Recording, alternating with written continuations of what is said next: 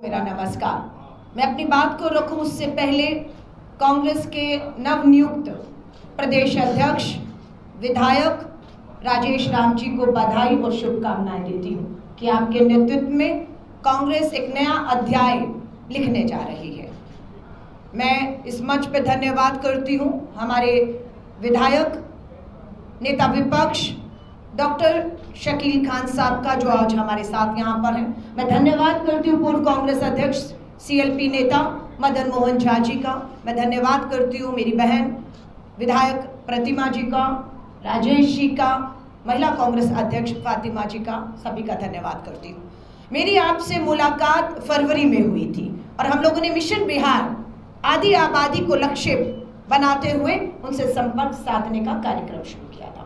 मैं आपके बीच में फरवरी में आई थी और इस फरवरी तक अब तक हमने 130 बैठकें, हमारी जो राष्ट्रीय ऑब्जर्वर नियुक्ति की गई थी उनके द्वारा जिला अध्यक्षों और राज्य ऑब्जर्वर 3 लोगों की एक टीम बनी जो पूरे बिहार के 38 जिलों में गई और 130 बैठकों से हमने 6500 बहनों से संपर्क साधा।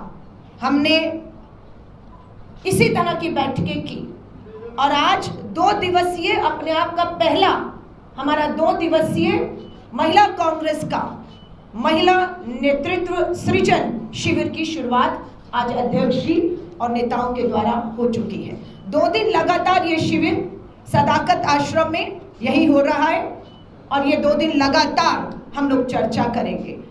आज हम लोगों ने ये जो पोस्टर लॉन्च किया है उसके पीछे मकसद ये है कि हम भाजपा की तरह पूंजीपति मित्रों से पूछकर घोषणा पत्र नहीं बनाएंगे। हम भाजपा की तरह एसी कमरों में बैठकर घोषणा पत्र नहीं बनाएंगे। हम घोषणा पत्र नहीं, न्याय पत्र तैयार कर रहे हैं कांग्रेस के इन चुनावों के लिए। आधी आबादी तक पहुंचना हमारा लक्ष्य है।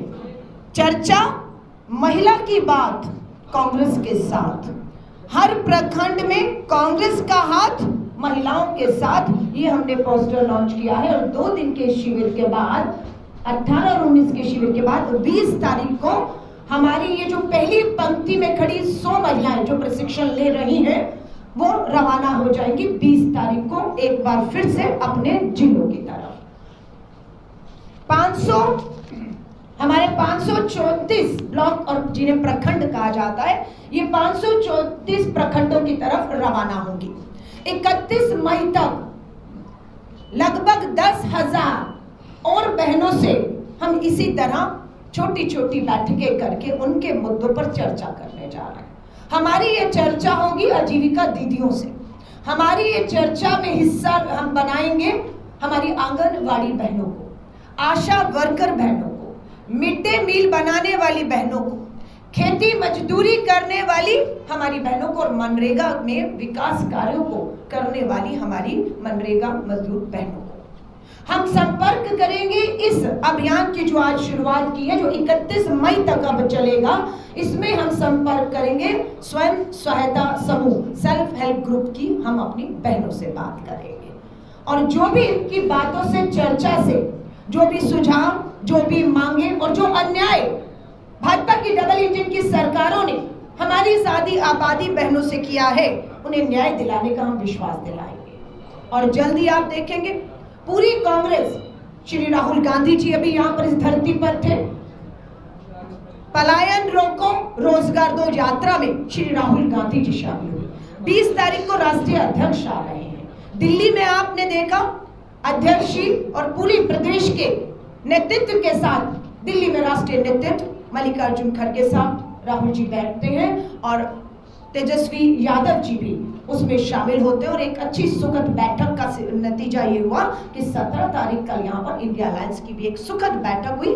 जो फैसले हुए उसे आपके सामने प्रेस वार्ता के माध्यम से कल हमारे प्रभारी कृष्णाला वरुण जी ने रखा है। तो ओवरऑल ये है कि हम बहुत मजबूती के साथ अपने लक्ष्य की तरफ इस भ्रष्ट सरकार को, जो ना कमाई दे पाई, ना दवाई दे पाई, ना पढ़ाई दे पाई, ना महंगाई कम कर पाई, ना सुरक्षा दे पाई, इस मुद्दे पर घेरने के लिए महिला कांग्रेस ने पूरी तरह से अपनी कमर कस ली है।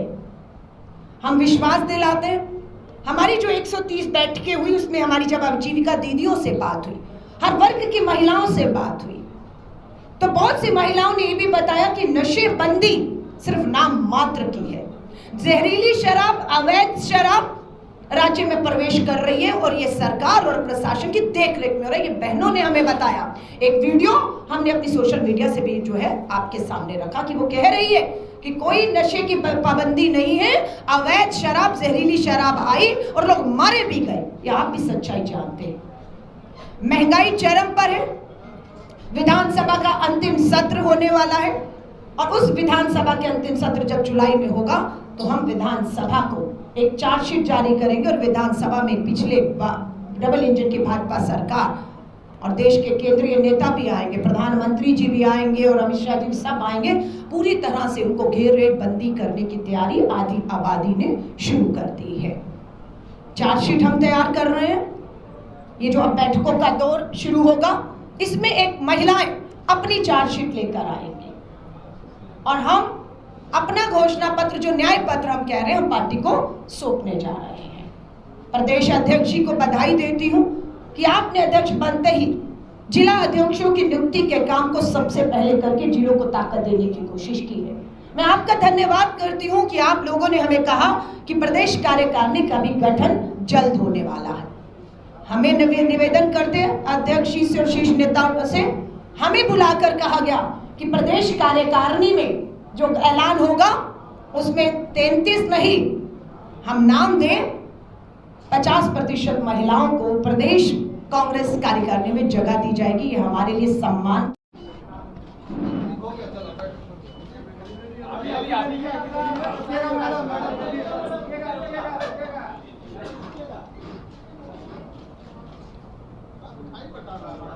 धन्यवाद।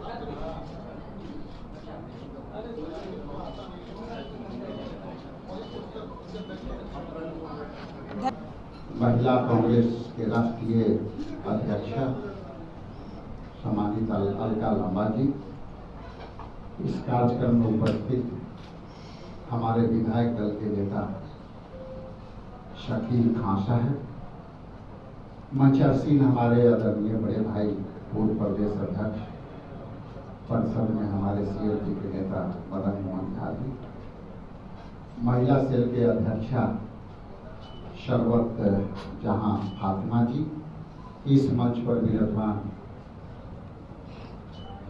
प्रतिभा कुमारी जो जानते हैं राजापाकर से विधायक हैं, और सामने उपस्थित सारे इलेक्ट्रॉनिक्स मीडिया के सम्मानित साथीगण, प्रिंट मीडिया के साथीगण, जितने भी सोशल मीडिया प्लेटफॉर्म के सभी एडिटरगण, सबसे पहले तो आपको कोटि कोटि धन्यवाद कि आप लोग जब भी हमें आप लोग को याद करते हैं, आप बड़े ही संजीदगी से आप यहाँ उपस्थित होते हैं, उसके लिए आप सबको धन्यवाद।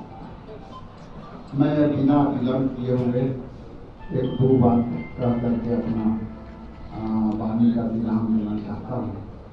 चूँकि बिहार में महिलाओं के सशक्तिकरण के कई सरकारी योजनाएं चल रही हैं, उस पर चर्चा आदरणीय अलका लांबा जी करेंगे।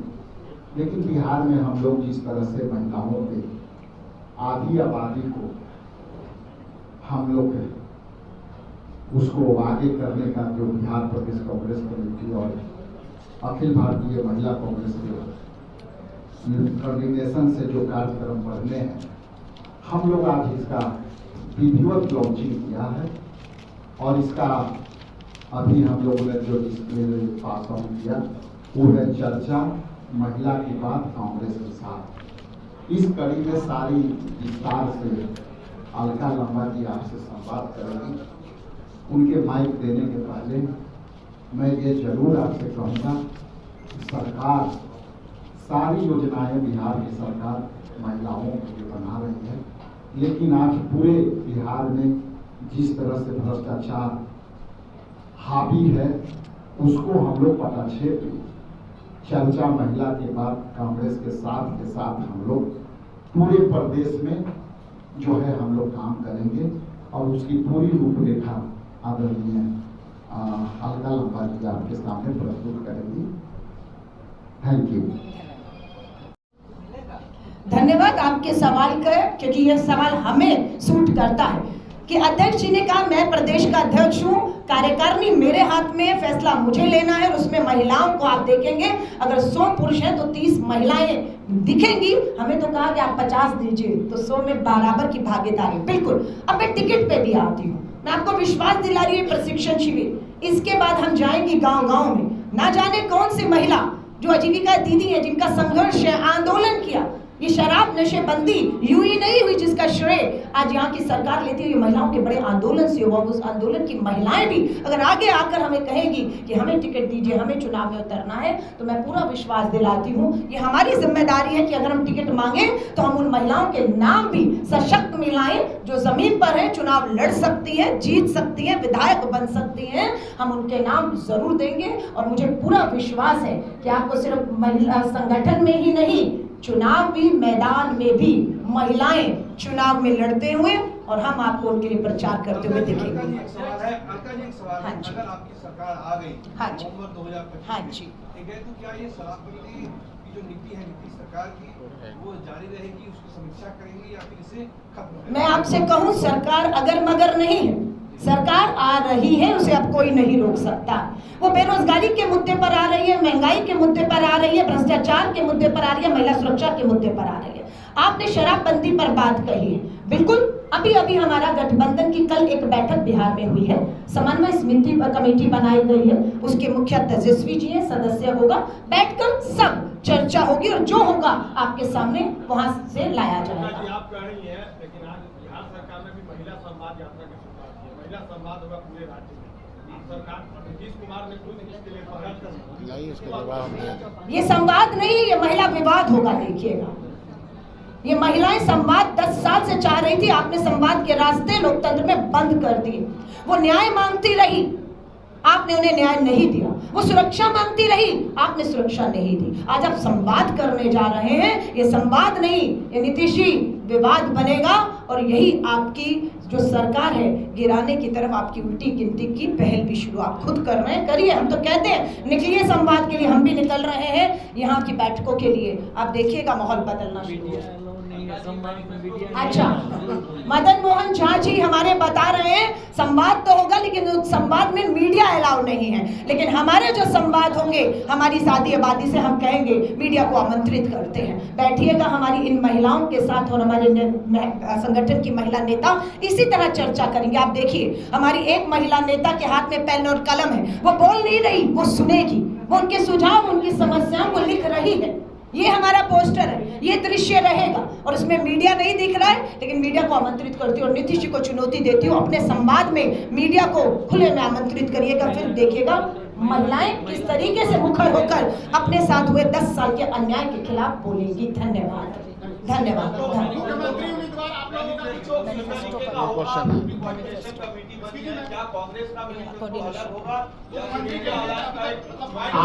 आज के विषय वस्तु ये है, आपसे तो हमेशा बात होता रहता है, इसलिए आज के विषय वस्तु ये है।